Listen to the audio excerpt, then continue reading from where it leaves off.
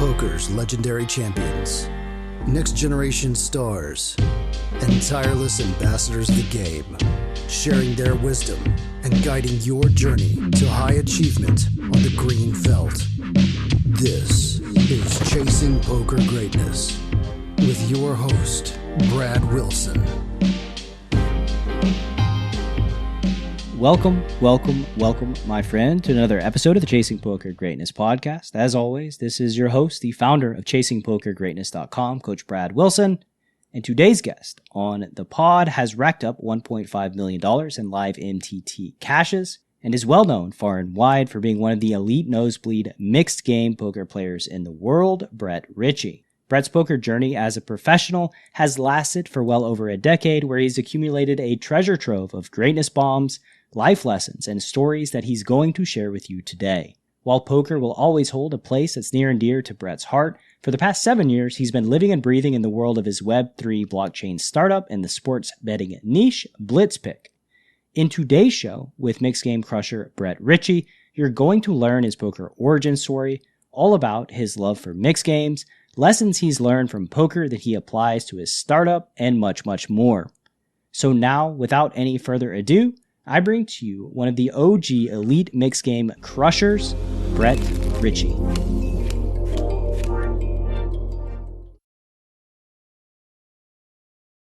Brett, good morning, good afternoon, good evening, whatever it is. How you doing, man? Good afternoon. I'm doing well, Brad. Thanks for having me on. Yeah, it's my pleasure. So typically, first question on the pod, always a doozy.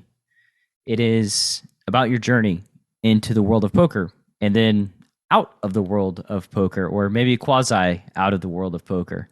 Yeah. So what does your journey into the world of poker look like? So I started poker. I played like a Boy Scout camp, 5-card draw or whatever growing up, but I was in college and two main things. Rounders was like a popular DVD back then. And Jim McManus wrote this article for Harper's Magazine, Fortune's Smile, which then I think became Positively Fifth Street, a book. But he was a journalist that was like, had a $2,000 stipend to cover the World Series main event back in like 2001 or something. And he took 1,000 of it, won a satellite into the main, and then final table, he got like fifth. And he wrote, it was TJ Cloutier versus Chris Ferguson whenever they were heads up. And it was just really cool. And like, he made it seem like, these guys are these great grizzled gamblers. And it was just a cool article. And then I loved rounders. So I started playing in college. How old were you when you watched rounders and then read the Jim McManus article? Probably 20 or so. Is early 2000s. Yeah. Somewhere in there, somewhere in 19, 20. Mm-hmm. And we started playing in college. Like, it was a little bit before the TV boom. I remember the one year I think ESPN aired it, but without hole cards. It was the year before Moneymaker. So I was still watching that. So I was into poker slightly before Moneymaker. And I was in Amherst College in Western Massachusetts, which is this really small school, but it's in the same town as UMass. So there weren't like enough players at our school always for a game. So we would like join up with some people at UMass and play. And so I actually, junior year, I called my dad during winter break. I ran up like a $2,000 bankroll or $3K. I was like, I'm dropping out of school and I'm moving to Vegas to be a pro poker player. My dad was like, okay, I don't just graduate. I don't care what grades you get. Spoiler alert, did not get very good grades the rest of the way, but I did graduate, and I wasn't that good, but I could tell how rapidly I was progressing. So I didn't even try and get a job. I was like, I'm just going to be a poker pro, or I'll try that out. Like, I had the degree, right? So I knew that I had fallbacks if it didn't work out. And so I moved to Boston, and I would drive to Foxwoods, play like 24, 30 hours straight, 90-minute drive, and then drive back to Boston without sleeping. Hotels are expensive at Foxwoods too, and I didn't think about like getting one nearby in the area, but either way, And I would play the 5-10 kill limit hold'em was popular then. It was a little bit before the no limit boom. And then I made it to the 2040 game, which was the highest limit hold'em there. And then the bigger games at Foxwoods were 75, 150 stud and HOE mixed games. So I pretty early on started playing mixed games because I wanted to play bigger. And then also started playing online back then too, which was definitely like a Wild West kind of experience. What was it about Rounders and the Jim McManus article that kind of grabbed you and pulled you into the world of poker? I really liked the sort of skill aspect of it. It those made it seem a little more, the luck was a little more removed, I would say, from reality in those, obviously with Jim McManus, like he got really lucky to win a satellite and then final table, as a journalist or as anybody. I mean, that's lucky for anybody. And then Rounders obviously is like a Hollywood movie, but it was just cool. And I liked the game. And then once I started playing it, I really liked it. It's a great gambling game because you have a strong element of skill, but also a strong element of luck. No one's out there gambling on chess because I would just get annihilated. But like in poker, you have a shot against anybody pretty much on one day.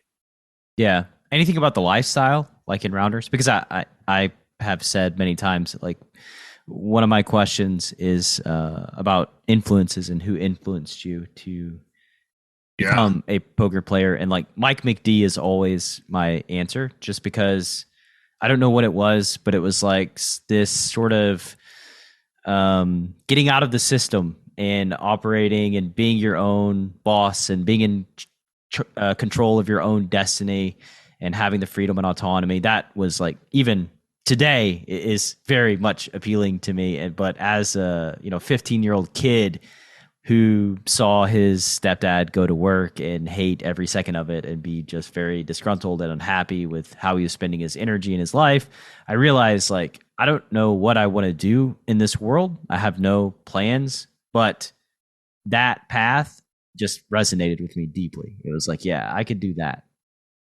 Yeah, I was always pretty independent, and I liked that. The lifestyle appealed to me, very much so. Right at the young, like I remember when I would play at Foxwoods in the smaller games, I would see like the pros playing the 75, 150 limit. And like to me, that was like the pinnacle of a career. Like you're gonna make maybe, I don't know, $250,000 a year, living in Connecticut, playing these games, and like that just seemed awesome to aspire to. And the freedom that you have to do, set your own schedule. Like online poker was great for that. Just set your own schedule, do whatever, and then you had plenty of freedom to do other stuff too. So I that's what drew me to it. Over time I learned that also structure is not a bad thing either, yes. Right? And that I wouldn't advise somebody, certainly now, but even back then, like it would have been smarter for me to get a job out of college and then you can still play poker on the side, which like my parents, other people were like, hey, why don't you do both? And I was like, you don't know what you're talking about. But yeah, I've grown to appreciate the benefits of structure over time also. Yeah, it's a big deal. And, as somebody that's been in the world for a very long time, I've put my time in staying awake up until 7 a.m. and 6 a.m. and 5 a.m. battling. Now I enjoy being a regular human being that goes to bed and at night and wakes up in the morning. I really appreciate that lifestyle.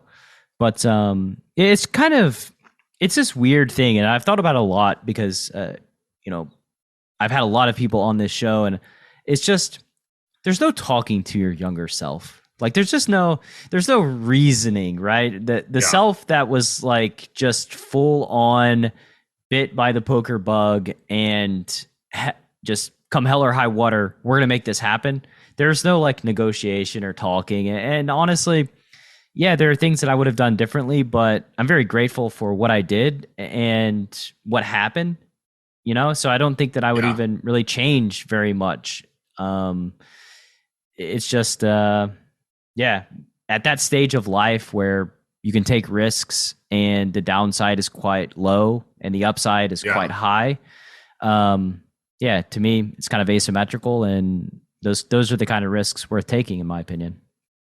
Yeah, I agree. And like, I was fortunate, right, to, have support. Like I've had a college degree. So had poker not worked out, it's not like I didn't have other options. Sure. Which lets you be a little more free with how you approach with risk tolerance. Absolutely. And what happened, after you didn't take your job, but you did get your degree. So dad was happy with your bad grades and your degree. What happened next in your poker journey? So I was living in Boston. I was driving to Foxwoods, and then and I was playing there. And then this guy I became friends with. He was from Maine, visiting from Maine. He's like, you got to check out. I played a bit online, mostly just got dusted, like put a few hundred on and busted. He's like, you got to check this site out, William Hill, and it was like a skin of some European type. It was kind of Wild West days, but it was William Hill, like the big sports book, and it was really soft, and I ran really hot. So I made $80K in 3 weeks on there when I had maybe a 10K bankroll or something. And so of course, I thought I was cash tournaments, limit hold'em mainly. Limit 50, hold'em. I would one table 50, 100 limit hold'em and make 10K. It was crazy. In a day, no one knew what they were doing, but also I ran insanely hot. It's you're running hot when you get an ace jack suited or something, and you're like, oh yeah, this is great, instead of how am I gonna get fucked here? So that basically, once that happened, I was less inclined to make this drive to Foxwoods to play smaller stakes live cash. I still would do it, but mostly I shifted more to online, and I did that for 10, 12 years probably. Yeah. And battling in the online streets, cash, limit, mixed? Yeah, mostly. I evolved into mostly mixed 8 game and PLO were the cash games I played mostly. I've never done very well in tournaments. I think I'm break even or slightly down over a pretty large sample, both live and online. I definitely lost in the tournaments. I didn't play that many Sundays. So every now and then I would do it, but I didn't like the feeling of being chained to the computer. And cash was just, it was better. It was more consistent. It was more money. Everything about that I liked better. I love the tournaments. Now I actually mostly just play tournaments when I play, because I like the competition and the chance to win a big number on a smaller investment.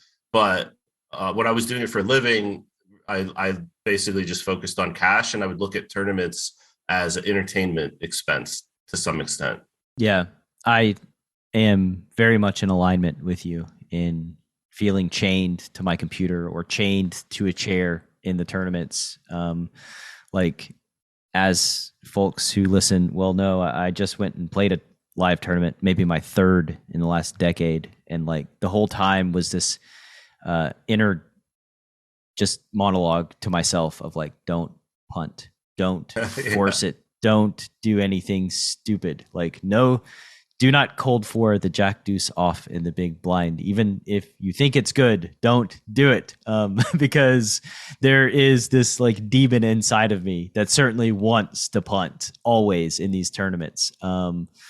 And yeah, I actually held it together and didn't manage to not punt spectacularly anyway. But yeah, it's this, tournaments are just so different. It's like a marathon. It's more of attrition where you're trying to just survive, and you're tired, your body hurts, and you're just trying to make better decisions than your opponents and hope that they kind of self-destruct and punt and you don't. At least that's how it felt for me. Whereas in cash games, it's fire up, play with intensity, and when your head hurts, you can just quit and go do something else for a little while. Yeah, I agree with that. It's so when I play, I really try not to register a tournament if I'm not in the mood to play a tournament, because I've been in that spot where you sit down and then a couple hours in, I'm just kind of I don't really want to be here. And then you can maybe make some more aggressive decisions to either run it up or bust. But for the most part, Yeah, I just play them when I want to. Yeah, I realized you can't win the tournament with like 200 people left. It's hard to get all the chips to just run everybody over, you know? So you played mixed games online for a while, and I'm assuming that, 2011 probably affected you. Where were you living at the time as you progressed throughout your poker career? I was in New York City. So like 05, 06, I moved to Jersey for a year because New York is like kind of strict with their renting. I tried to go to New York City, and they're like, as a poker player without like a income, like a job type of income, they were like kind of strict with who they rent to. New York City is very, I ended up getting a place with 3 of my other friends. When I did move into New York City, we paid the whole year up front in rent. Was how we got the place. And then once you have that sort of established, it's easier to get a place when you have like a history of renting there. But yeah, I was in New York City through Black Friday. I was playing online mostly till then, and then after Black Friday for like 3 years, then I shifted more to like underground games in New York also, along with Borgata and AC type stuff. Yeah, so you continued battling online after Black Friday? Not really. I mostly played live in New York City. I played, I played a little bit on Seals with Clubs, Bitcoin site.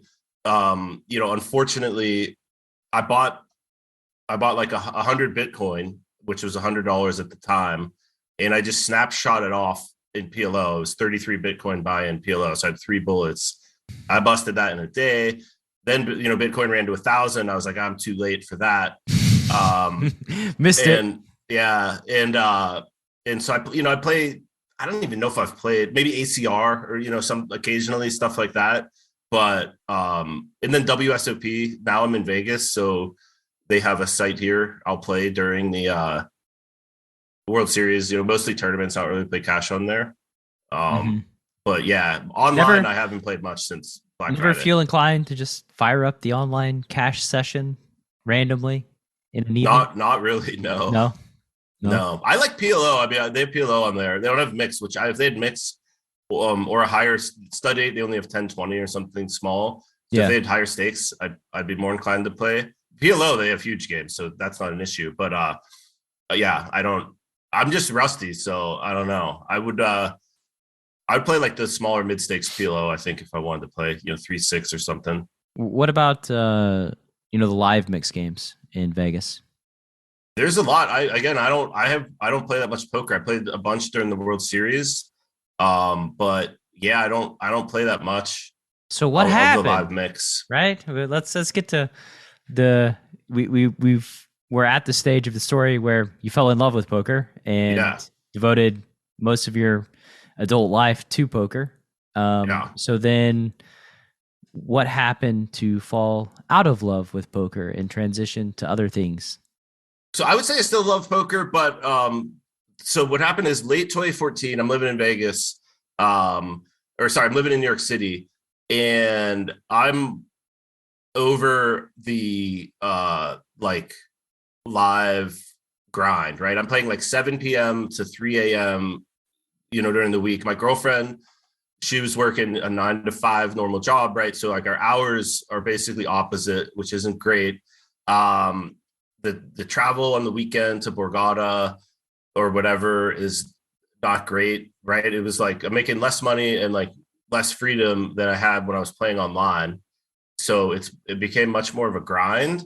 And then in some of these private games, there's a fair amount of politicking and like stuff like that involved, which I'm fine with, but like it's very gossipy. And I just, I'm just like, I just want to play and not deal with all of this other nonsense. And then I'm looking at FanDuel and DraftKings at this time, and that looked a lot like online poker to me, right? In 2014, it's still pretty early on for those guys.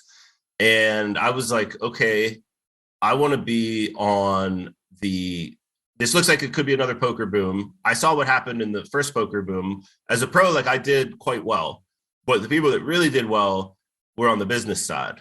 So I was like, okay, I don't want to be on the player side for this boom. I'm going to try and be on the business side. So I actually was both FanDuel and DraftKings had offices in New York. So I went to interview with those guys, and I'm like, yeah, it actually probably would have worked out fine. I'm not sure. DraftKings, at least FanDuel, I don't think the employees got anything.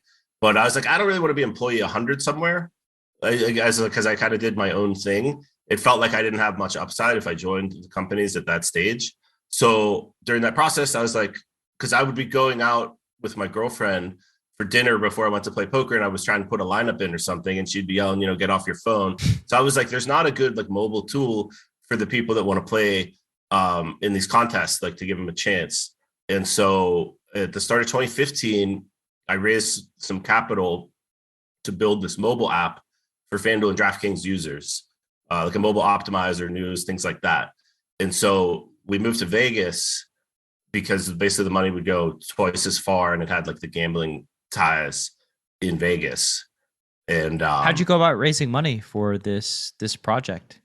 Just through like people I knew from poker. I hit up just a couple people basically, and they said yes, and we were good. And then you already had the relationship with the existing platforms to solve that problem for them. Yeah, to some extent. I mean, I knew both. I had friends in both places. Like, again, I like started the job interview process at both places. Yeah. And then, but very early on, I said, never mind. And I went to do the app instead. The decision to enter a hand is fundamental to poker strategy. Too tight, and they know what you have. Too loose, and you're easy to run over. Pre-flop bootcamp from Chasing Poker Greatness is a comprehensive guide to locking down your pre-flop game and creating true range advantage. 8 days of guided training, over 60 optimal ranges, and access to a dedicated community of players that will push your pre-flop game from a place of weakness to your greatest strength. Go to chasingpokergreatness.com/bootcamp. Available now. Before boot camp, I had been playing for maybe 15 years, somewhat seriously, always trying to get better, jumping from learning program to different learning programs and training site to training site, kind of feeling a little bit lost, not really knowing how to go about getting better.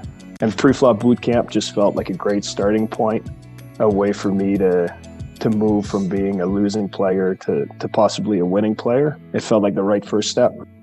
Once you jumped in boot camp, what was your experience like? Well, first off, I realized that I'd been making a lot of mistakes prior to boot camp, kind of learning what ranges should look like and what hands should be played in what situations. It was exciting because I could see what other people had been doing to me, what I had been missing in my game. And then from there, just the whole camaraderie of everybody that's signed up, working together, trying to achieve that goal. That was fun. That's pushing each other and really helping one another, kind of feeling like you're a part of a team. It was a great experience. I enjoyed the process, and I learned a lot. What was your experience like playing cards post boot camp? It's a totally different experience. It put me in a position to be successful as opposed to always being behind the 8 ball and playing catch up. I really feel like it's the foundation of a solid poker game. And since boot camp, I've been able to turn a profit and keep building on what I learned there. Being able to go back into the group and really work together even after boot camp was over. It's been awesome. What's your sample size of winning post boot camp? I think I have 70,000 hands played by now. I'm a father and I have a job, so I'm not a professional player by any means. That's my sample size. Pre-flop Bootcamp is the flagship Chasing Poker Greatness training program. If you'd like to dramatically upgrade your pre-flop game, a new bootcamp launches on the last Saturday of every single month, and your link to join is chasingpokergreatness.com/bootcamp. One more time, that's chasingpokergreatness.com/bootcamp, all one word, or you can click through in the description box of this episode. So then what happened after, the capital raise on the business side of Blitzpick? Yeah. So we raised money and then I moved to Vegas and I didn't, it was just me. And so I was like, I hired an app development shop, right? Which in retrospect was not a great move. It would have been better to find a technical co-founder. But again, I didn't necessarily know any better. So I hired this app shop and it was not a great experience. They gave us like, it was hard to get the product I wanted from them. They were kind of going out of business, it turns out too. So they would just say whatever to keep checks coming in, even though that wasn't the reality. And so we got a very shaky product. I mean, we had something, right? But it wasn't going to go anywhere. And that basically was the money I raised, almost went to that. Raised like 200K or 180 or something. And like that pretty much went to this app shop. And then one of the investors was like, I still think there's something here. Part of the reason I started, I was convinced sports betting was going to be legal. So I wanted to be like the Trojan horse to like prepare for this legal sports betting boom. Mm-hmm. And so he basically loaned us money to, which later converted to equity, but to hire our own team. So then I found essentially a technical co-founder here in Vegas in spring of 2016. And we rebuilt the app. We hired a couple people that he worked with formerly at both Microsoft and then this other startup out of the Twin Cities where he was from in Minneapolis. And so we launched that app for football season in 2016. It was a cool app. Like it was what I wanted. It worked. But at that time, the daily fantasy really had taken some hits between when I started it, when it looked like this just stone cold rocket ship.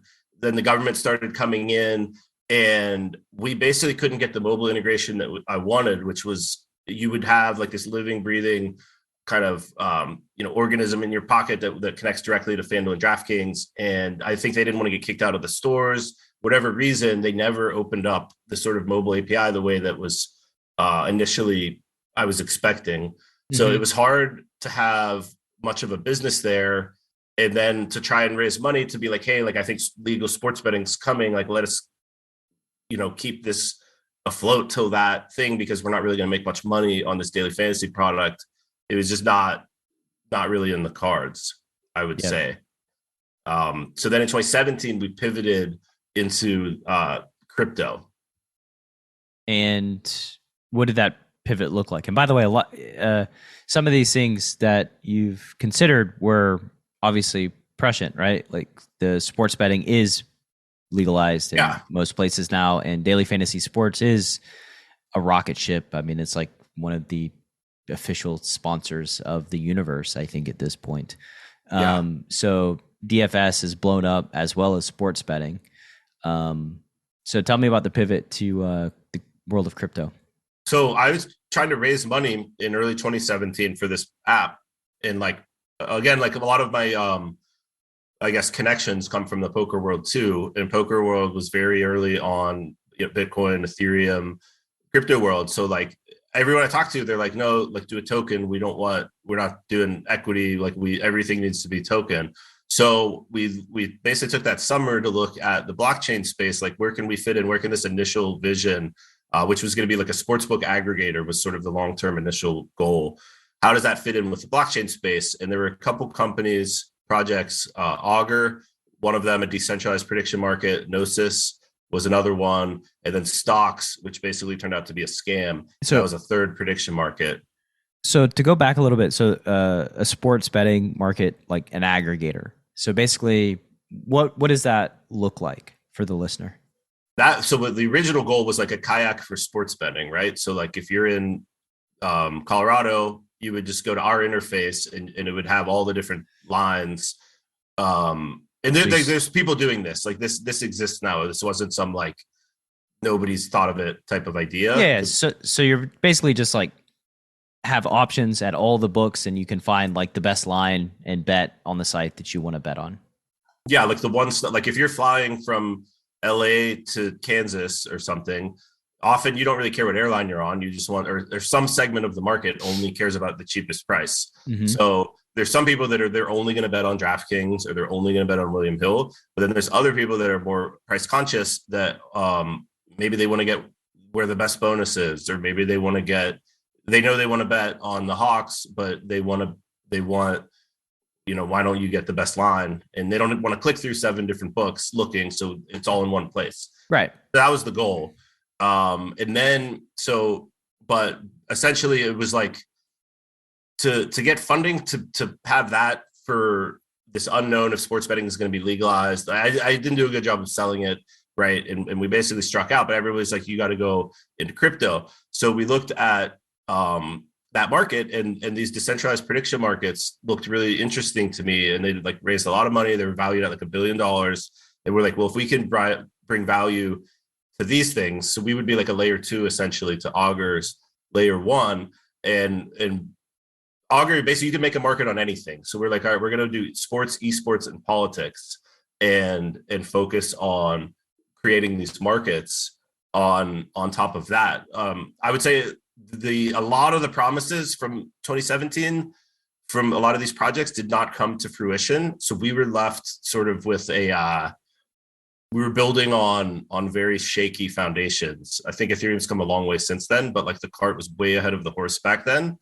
So that was a pretty challenging. It's been a pretty challenging, I would say, road since then. Actually, I'm the last one from that team standing. I have a new partner now, and we're still doing sports betting stuff. We're partnered with SportX, this betting exchange out of Toronto that they kind of built what I was trying to build initially. And they're launching their own blockchain, hopefully this spring, the SX network. And so we're building on that. Nice. So, I mean, it sounds like a lot of trials and tribulations through this experience in the world of startups and app building. It's like a poker tournament, though. I feel like the ball is still in the air, right? The goal is to, like, if you're still in the event, you've always got a shot. And again, the poker background helped me. Like, there's been a lot of highs and lows throughout. And I think that's helped me just stay like quite even keel and just focus on making good decisions. And then, whatever the outcome is, as long as I'm happy with the process, I'm typically fine, like however the ball rolls, whether it's poker, business, or whatever. So let's dig into that a little bit. So you mentioned the process, right? So like when in your poker days, what did your process look like for decision making, just the systems that you had in place to check mental game, regular improvements, all these things, and then translating that into the app world? What does your process look like there? Yeah, I would say I was more of a feel player in poker. Like I never did any like deep dives into sims or anything. I would play. What do you mean by game. Feel player? Like I didn't study essentially much. I did some early on, but like looking up odds on 2 dimes or something was about the extent of my study. Or look at Poker Tracker, like which sort of hands am I losing within these spots. But mostly I would just play. And I would play every game, every format. So I wasn't like, if I went to play Doug Polk or, some specialist in their game, I was going to be at a big disadvantage. But the benefit was if there was a weak player, whatever you want, pick anything on the site and we can play it. So that's why I really like the mixed games. The 8 game is, there's going to be people that are better than me in a lot of those individual games. But across the board, I was pretty strong in all of the games. And so it gave me a pretty good shot. So really, my process was mostly just playing with some study mixed in. I took some mixed game lessons very early on in like 2006 from this guy, Russ Georgiev, who he's dead, rest in peace. But he was a character, but he was a good poker player. And he taught me a lot. How come the I'm not going to say antagonistic relationship with studying, but the lack of studying, right? Because like in my career as well, I don't think for a long time it was mostly all play and quite minimal study. There was some learning and discussions with my peers, which to me is always classified as study. Anytime you're speaking about poker strategy and learning with other human beings, and I have like a negative association with study to begin with, so that it's not doing me any favors. It's kind of a holdover from school. But how come? How come minimal study? Part of it was ego, I would say. Like I thought I was better than the people coaching or giving lessons, and that doesn't mean that I couldn't have learned something from them. It doesn't even mean that I was better. That's just what I thought. But also for a lot of the games I would play, there wasn't a lot out there, right? Like I didn't have or I didn't think to or have the connections to like get private sims built for Stud8 or something back then. So it like something like No Limit or Limit Hold'em, which were really popular games that had a ton of specialists that were very good. I was basically like, okay, this guy's committing 60 hours a week to just No Limit, right? I'm not going to be able to match that commitment because I'm playing all these other games too. So I essentially, I knew enough in those games to be fine. And like, again, if there's a weak player, I'll play him in whatever, but I wasn't like battling, like some of these guys would have these, crazy heads up battles in No Limit or something. And I would just avoid that. Yeah. And it seems like, you played primarily, not the big bet games, right? So no, I played PLO a lot. I played a lot of straight PLO, and then 8 game, but No Limit, I didn't. I transitioned away from like straight limit hold'em early on, and then straight No Limit probably like 07, 08. By that point, there were a lot of specialists, and I was just like, again, if there's a spot in the game, sure, I'll play, but it's more for the most part, I very early on was on to like PLO and mix. Yeah, the more blue ocean strategy where the learning curve is not so much, and you don't have to invest so much energy into one game, and likely hourly rate is pretty much higher across the board. I mean, I know, and the lifestyle, it was good. Like it was I have a lot of respect for the top No Limit guys that have battled it out and reached that level. That's just, that's a tough scene, right? There's a lot of the tools were most advanced there, the information, it was so popular that you had more people focusing on just No Limit. And so for me, I was like, I don't really need to join that player pool. I'll focus elsewhere. And like, it's not like I was some bad No Limit player, but compared to the top people, it was not something that was going to be profitable for me. Yeah, I mean, it makes a lot of sense, right? As it relates to like energy, investiture, and ROI, just mixed games. It makes a lot of sense. What would you say is your the most unexpected thing that came from your journey through the world of poker? I would say I didn't know how good I was going to get, and sort of some of the connections I would make. Like, again, when I was starting out, I was like, wow, if I can make it to the 75-150 game at Foxwoods, like that's the pinnacle of it. And then, I made it to Bobby's room basically at some point. So that surprised me. How did it feel battling in Bobby's room? I didn't play there a lot. I mostly played online, but I did play some sessions in there in like 2010, 2011. I like playing, I like gambling, and like, I didn't think, I was never like at the top of the elite, but I would say I was either like bottom of the first tier or like top of the second tier at my peak, which is like very well enough to compete in almost any game as long as there's some weaker players. So it was pretty cool. Yeah. Bobby's room. And was it like 4K, 8K? Is that the standard? I played 1500 3K. It was the biggest I played there. They did play at 4K. They played bigger. But that was as big as I went.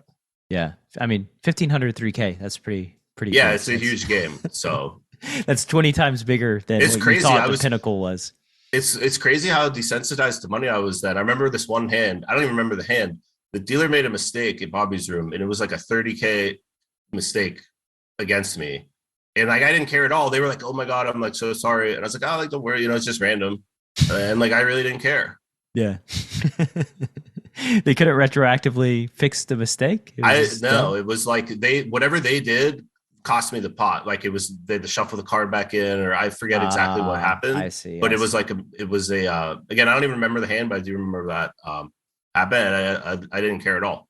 Yeah. Well, I mean, you probably shouldn't, right? Like that sort of thing is just it could go the other way, like just as easily. That was my thought process. But honestly, if that happened now, I don't know if I would be as it's like, yeah, I'm not gambling 30K very often these days. So it's like, it's just crazy. You get very desensitized when you're in that environment. One could say desensitized, but one could also say that like you just get used to dealing with it. It just kind of, it's like a football player that, you have to get used to getting hit and tackled just over and over and over again. And then you're just exceptionally strong and your body holds up. And I think the same as it relates to risk.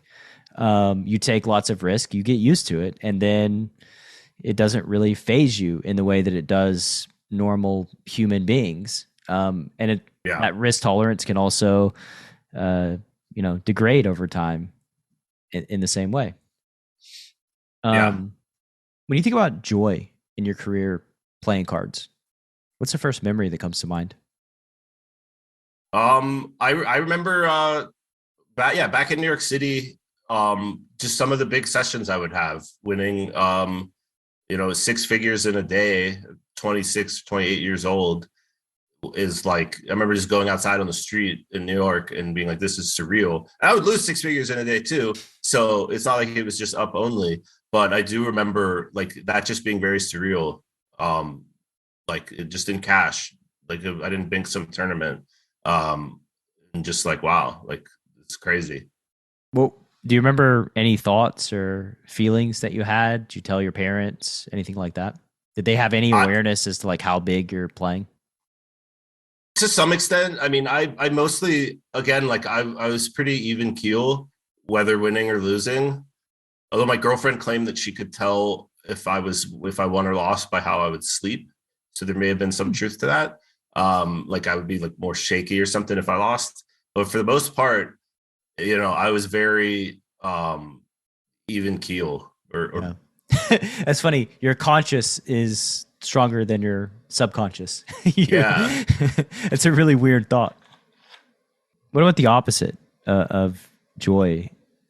When you think about pain in your career playing cards, what's the first memory that comes to mind? Yeah, but just, big losses, reckless decisions, living an unhealthy lifestyle, drinking a lot, gambling, just not, assuming like I'm so talented that like, I can afford to like make these mistakes because like I can just make it back and things like that. And then you realize like other people, the market gets more efficient over time, right? Players get better. And so you got to keep that discipline. Like if you look at the top players out right now, they tend to be extremely disciplined, like the Zygmunds of the world, like had their day, but for the most part, the guys out there now, they're almost like a hedge fund quant type approach. Yeah. Like I had Steve Zolotow on the podcast and, he had a quote that like the candy shop isn't always open and like things change, times change. And if you're not adapting, there's other people that would love to win 6 figures in a day and that are coming, right? And they are relentless and it matters to them and they're driven and they're hungry and all of these things. And staying at the top is quite tough in any industry. And poker specifically, where you're directly incentivized to get better through making and generating more money, it becomes especially harder. Yeah. if you could imagine a carbon copy of you who's getting into poker today in this day and age, if you could sit that kid down and give him some advice, what would your advice be? Well, in this day and age, I think it would be important to have another source of income until you prove yourself within poker. So my advice would be to get a job wherever. Do you think young Brett would listen to you though? No, young Brett would tell me to go to hell and just do his own thing. So we gotta. Yeah, that's the problem. I was very stubborn. Still am, I'm sure, but yeah, I would kind of blaze my own trail, and I'm going to do what I want without worrying about what other people want to do. But I do think like it was a different time though. Like in the mid 2000s, it was just money falling from the sky, right? Like it was a very forgiving environment. If you had any sort of inclination for the game and like some sort of money management skills, you really could do quite well. You didn't need to be amazing. Now it's much tougher. So I think that the better way would be to work, and you could still play, whether it's private games, like if you're in New York City, if you're in Florida, wherever the nearest casino is, you start playing then, right? And then keeping track, like if you do progress and you build up a bankroll, you can then go pro if that's what you want. But like, I wouldn't advise it. I think that like the poker environment is just not, it's never gonna be what it was. It's a much more of a grind. And so if you don't mind being a grinder, like a live grinder, I think, it does give you, it's like a hard way to earn an easy living, right? That's what they say. So if that appeals to somebody, then, hats off. But like for me, I feel like I've spent enough time in casinos that I don't have any goal of like going back to being a full-time professional poker player. Well, let's frame it this way. What do you know now that you wish you would have known then, like specifically as it relates to poker and gambling in general? That's a good question. I'm not sure. I don't know if there's a whole lot that's changed. I mean, it's the same game, different playing field, I would say to some extent. Like I've been trading a lot of NFTs recently. That's very similar to the poker boom. It's got a lot of the same kind of characteristics to it.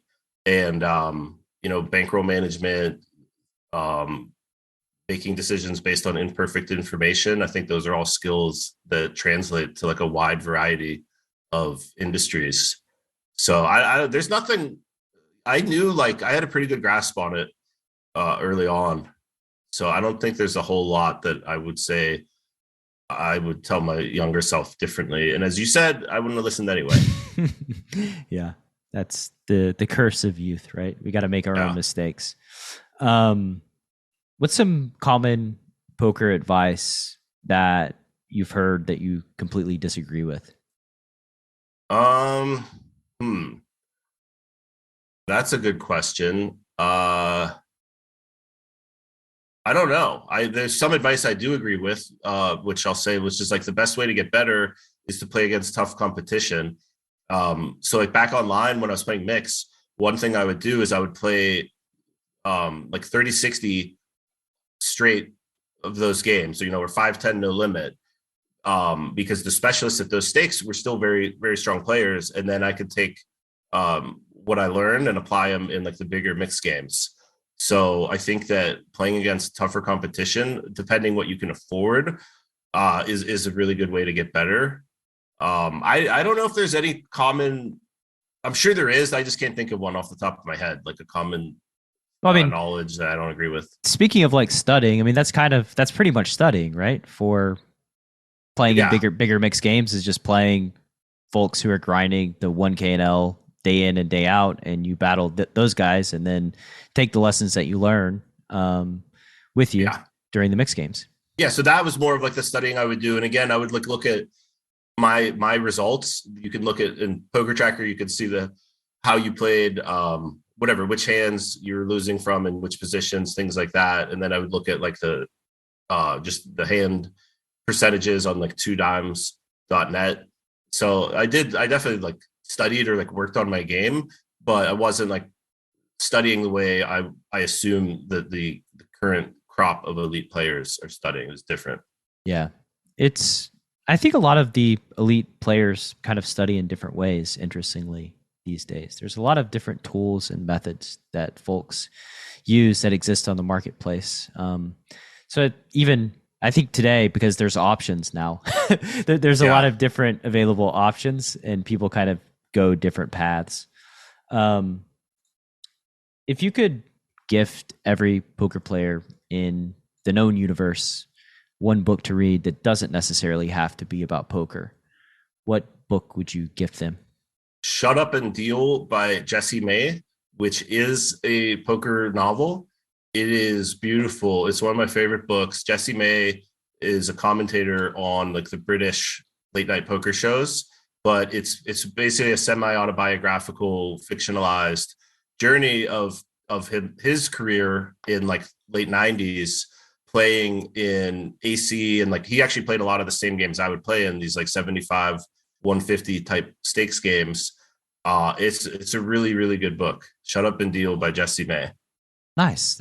I don't think anybody suggested that. I know I haven't read it, but I am a big fan of the poker novels. Yeah, it's great. You should definitely check it out. It's a quick read. I read it again last year in like in a few hours or something. Nice. Can just fire it up on the Kindle and get in there. Yeah.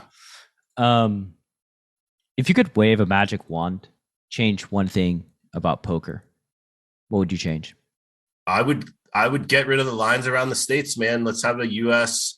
I'm fine if you want to ban other countries. Let's have an American site where it's legal to play, and like you don't have Pennsylvania walled off. You know, maybe if the states really want to opt in, I'd rather have all 50, but some sort of national framework where the people can play. I think it's a healthy activity. Obviously, there's some compulsive gambling risk to people, but that applies to the other things that are legal too, with sports betting and slots. Yeah. And poker should be legal. Yeah, I would say the downside of poker is not as much as sports betting or lotteries and that sort slots, of thing. You know, slots, online roulette. I mean, come on. Yeah. If you could put up a billboard, every poker player's got to drive past on their way to go play cards, what would your billboard say? Maybe this too shall pass, right? Because I do believe in that.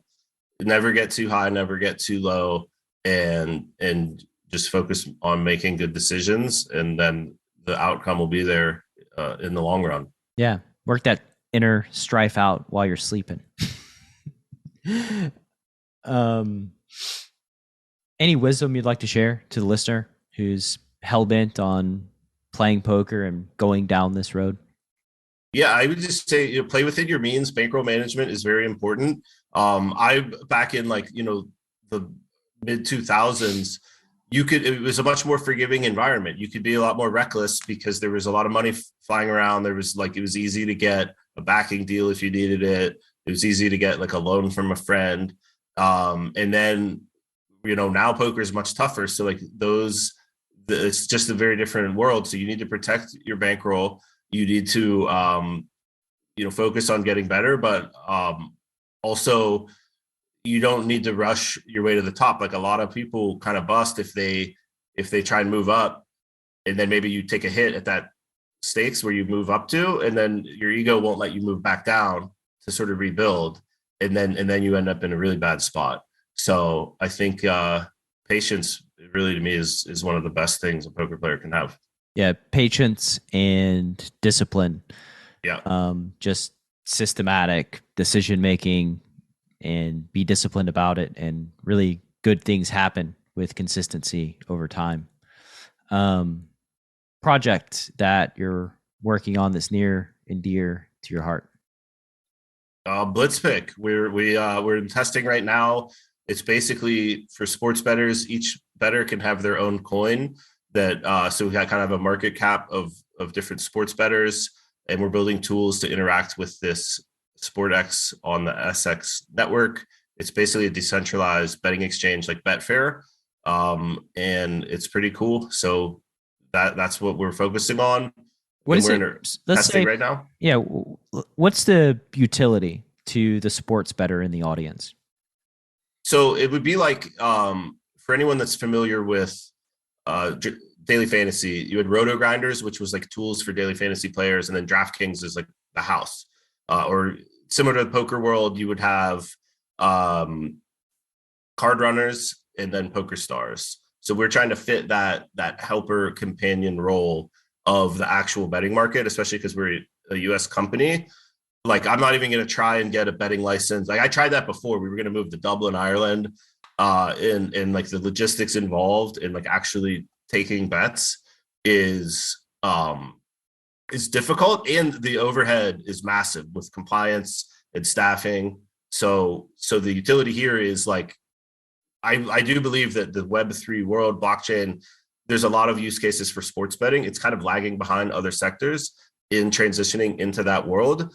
But our goal is to be kind of positioned there where we're the portal. If, hey, I want to bet on sports on the blockchain, you come to us and we help you essentially get better and find the right place to go bet. Nice. So card runners for sports betting, basically. Yeah. Very nice, man. It's been great learning more about you, having you on the program. And final question is going to be, if the CPG listener wants to learn more about you on the World Wide Web, where do they go? Follow me on Twitter, Brett Richey, on Twitter. That's the best place. And then you could, see the stuff I'm working on my Twitter account. Perfect, man. It's been great having you. Best of luck with Blitzpick, and you're 7 years down the road now. So yeah, you're committed. Yeah, I mean, we'll see. Ball is still in the air. That's how I like to look at it. Yeah. When you mentioned you have like alpha testing right now, right? Yeah. Do you have anticipating any launch date? I would say maybe Q2 or Q3. It kind of depends on when this SX network launches, but sometime this spring or summer, maybe fall at the latest, hopefully. Yeah. But we're close. It might that be is sooner. Close. Yeah, that is close. Best of luck, man. Thank you. Just wishing you nothing but good things. And we'll catch up another time. Thank you for your time and your energy. Best of luck. Cheers. Thanks, Brad. Thanks for listening to Chasing Poker Greatness. You can subscribe on Apple Podcasts or on your favorite podcast app. Go to chasingpokergreatness.com to get the newsletter. Join the Greatness Village community, book a coaching session, or dive into the latest data-driven poker courses.